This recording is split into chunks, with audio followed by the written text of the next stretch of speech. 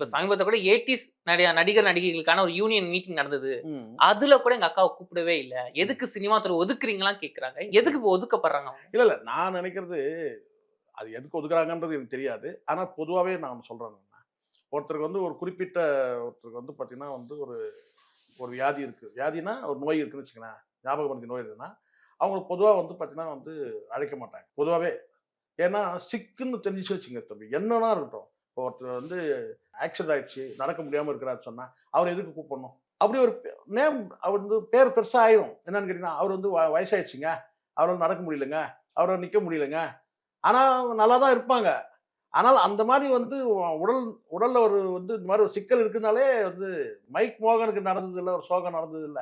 இல்லாத ஒரு வதந்திய கிளப்பி விட்டுட்டு, ஒரு பீக்ல இருக்கிற ஒரு மனுஷன வந்து ஒரு 4 ரூமுக்குள்ள தள்ளிட்டாங்கல்ல. சினிமால அதெல்லாம் நடக்கும். அவங்க வந்து பார்த்தீங்கன்னா வந்து இயல்பானவர்களா நான் வந்து ஒரு சிக்ல இருந்திருக்கலாம். அதுக்கப்புறம் சரி கூட ஆயிட்டு இருக்கலாம். ஆனால் வந்து என்ன செய்யணும்னு கேட்டீங்கன்னா, இல்லங்க அவருக்கு வந்து கூப்பிட்டு டிஸ்டர்ப் பண்ண வேண்டாம். அப்படின்னு ஒரு நிலைப்பாடு எடுப்பாங்க.